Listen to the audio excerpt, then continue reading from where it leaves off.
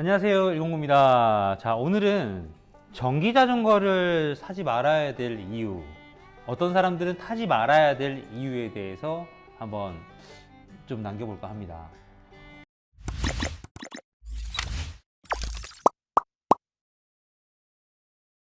저희 매장 오셔서 운동하려고요. 힘들어서 운동하려고 전기 자전거 사려고 합니다 라고 하시는데, 그런 분들은 사시면 안 돼요. 절대 운동이 안 됩니다. 보통 아니 전기 끄고 페달로 다니면 되지 뭐 라고 하시는데, 절대 안 다니시더라고요. 대부분 저희가 구매하시고 타 보시는 분들한테 물어보시고 수리도 종종 하러 오시다 보니까 운동하신다고 하시는 분들이 살이 더 쪄 계시더라고요. 이유를 물어보니까 운동하려고 샀는데 전기 힘이 밀어주니까 편해서 절대 그냥 일반 페달링을 하지 않는다라고 하시더라고요. 그래서 전기 자전거로 운동을 한다라고 하시는 분들은 개인적으로는 비추천 드리도록 하겠습니다. 근데 추천드리는 분들은 일반 MTB를 타고 지금 여기서 뭐 망원에서 나 춘천까지 갔다 올 거야, 아니면 저기 양주에 두물머리까지 갔다 올 거야 하시는 분들이 계세요. 가시기는 되게 막 즐겁게 페달링 하면서 가세요, 일반 자전거 타고. 근데 오시는 길이 힘듭니다. 그건 대부분 자전거 타시는 분들이라면 공감을 하실 텐데, 그런 분들한테는 추천을 드려요. 왜냐면 그렇게 단체로 라이딩 하시다가 이제 좀 연세가 있으시고 이제 체력적으로 부담이 되시는 분들은 올 때 정기적인 페달링 파스 방식으로 오시던지 아니면 스로틀 방식으로 오시면 아주 편하게 오실 수가 있습니다. 그리고 자전거에 대해서 애착이 엄청 강하신 분들도 계실 거예요. 근데 집이 구옥 빌라에 사시거나 원룸을 사시는데 엘리베이터가 없다, 근데 자전거를 꼭 가지고 나 올라가야겠다 라고 하는 분들한테는 절대 비추천드립니다. 이유는 무거워요, 생각보다 많이. 그래서 왜냐하면 일반 자전거들이 보통 10kg 미만이라고 한다라고 하면 전기 자전거들의 무게는 30kg 이하로 되어 있습니다. 그 이유가 모터의 무게 그리고 배터리의 무게가 있기 때문에 이 두 가지가 상당히 무거운 편에 들어갑니다. 그래서 뭐 집이 3층인데 옛날 빌라 3층인데 나 자전거 갖고 매번 올렸다가 내렸다가 해야 된다라고 하시는 분들은 허리 나가세요. 진짜로요. 정말 진짜로 허리가 나가는데, 제가 간단히 들어볼게요. 이렇게 들고 올라가셔야 되는데 계단폭도 좁고 하다가 사고 날 수가 있습니다. 애착이 너무 가서 누가 건들면 어떡해요, 훔쳐가면 어떡해요, 막 이런 걱정 되게 많이 하시거든요. 그러면 뭐 경보장치, 내울림이나 자물쇠, 관절락이나 이런 부분 설치해 놓으시면 되고요.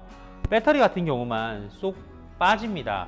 여기에 배터리가 들어가 있는데 배터리가 쏙 빠지기 때문에 배터리만 가지고 올라가셔서 충전하시고 꽂고 사용하시면 돼요. 비 맞으면 어떡해요 라고 고민하시는 분들이 있죠. 그런 분들은 다 방수덮개들이 존재를 하기 때문에 그거 하나 사서 덮어 놓으시기를 추천드리도록 하겠습니다. 충전하는 걸 되게 번거로워 하시는 분들이 있어요. 제품마다 배터리들이 작게는 5A부터 많게는 20A가 넘는 배터리들을 쓰는데, 이 배터리들 용량에 따라서 주행거리가 달라집니다. 보통 10A 기준으로 100km라고 한다라고 하면 20A를 끼고 있으면 200km겠죠. 이건 재원상 거리고, 실제 주행거리는 노면의 상황, 노면의 상황, 그리고 주행자의 몸무게, 온도, 이런 여러 가지 제반적인 조건에 따라 대부분 달라요. 그래서 재원상의 거리에 40에서 60% 정도의 거리를 산출을 하시면 어느 정도 맞아 떨어지실 겁니다. 이 배터리를 충전을 해야 되는 경우가 생기는데, 이 제품 같은 경우에는 쏙 빼면 돼요. 근데 어떤 제품은 안장 밑에 있는 것들은 이렇게 끌어올려야 되고, 어떤 경우는 안장 제끼고 빼고 발판 밑에 있는 걸 빼야 되는 경우들이 생깁니다.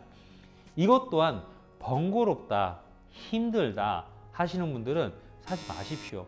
왜냐면 이 배터리들을 꼭 충전을 해 줘야 되고, 보관을 겨울 같은 경우에는 외부에 보관을 하시면 안 돼요. 실온 보관을 해주시면서 관리를 하셔야 되는데, 이런 배터리 빼기도 힘들어요, 보관이 힘들어요, 관리가 힘들어요 하시는 분들은 절대 사지 마십시오.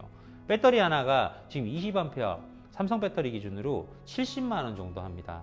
제품마다 조금 차이가 있을 수는 있지만 이 배터리 하나가 방전돼서 못 쓰게 돼버리면 이 또한 비용이 상당히 많이 나오기 때문에 관리를 못 하시는 분들이라고 하면 사용을 안 하시는 걸 추천드립니다. 또 한 가지 더, 근처에 믿을 만한 수리점이 없다면 웬만하면 구매하지 마십시오. 그러려면 내가 어느 정도 자가 정비를 할 줄 알아야 되는데 펑크를 떼지 못하거나 패드를 교체를 못 하시는 분들도 되게 많습니다. 기본적인 자가 정비를 하셔야 되는데 이런 부분들, 가까운 매장, 자전거 매장이 없다 그러면 멀리 가야 돼요. 수리를 하러 가야 되는데 내 시간이 바쁘기 때문에 못 가는 경우가 생깁니다. 그러면 기체는 어떻게 될까요? 방치를 하게 됩니다. 방치를 하다 보면 타지 않아요. 원래는 펑크 하나 때문에 기체를 타지 않았었는데 그러면 녹이 쓸고 장고장이 일어나기 시작을 하면서 기체와 멀어지게 됩니다. 그래서 이 또한 수리가 안 되거나 관리가 되지 않는 분들이라고 하면 전기 자전거는 절대 사지 마십시오. 왜냐하면 수리비가 눈덩이처럼 불어나는 경우가 생깁니다. 아셨죠? 전기 자전거 100만 원짜리 주고 샀는데 수리비가 150만 원이 나온다면 타시겠습니까? 안 타시겠죠? 그래서 이렇게 강하게 말씀드리는 거예요. 첫 번째, 운동한다는 핑계로 사시는 분들 사지 마십시오. 자, 두 번째, 집에 구옥 빌라거나 엘리베이터가 없는 원룸들이거나 들고 올라가셔야 되는 분들이라고 하면 절대 사지 마십시오.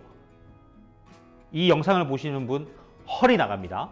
세 번째, 배터리 충전 자체가 힘들다고 빼는 거 귀찮아요, 이거 어떻게 해요 하시는 분들 사지 마십시오. 왜냐하면 관리가 안 돼서 배터리 나갑니다. 네 번째, 자가 정비 안 되시거나 그리고 내 주변에 아예 믿을 만한 수리점이 없다, 자전거 빵조차도 없다라고 하시는 분들은 개인적으로 추천드리지 않습니다. 왜냐하면 펑크 하나 때문에 못 타서 내가 시간이 없어서 수리를 못 한다라고 하면 장고장을 놨기 때문에 꼭 관리가 되는 수리점이 있을 때, 그리고 내가 관리가 된다라고 할 때 구매하십시오. 이 네 가지 꼭 지키시면 자전거 사셔도 돼요. 아셨죠? 자전거를 사지 말아야 될 이유 네 가지였습니다.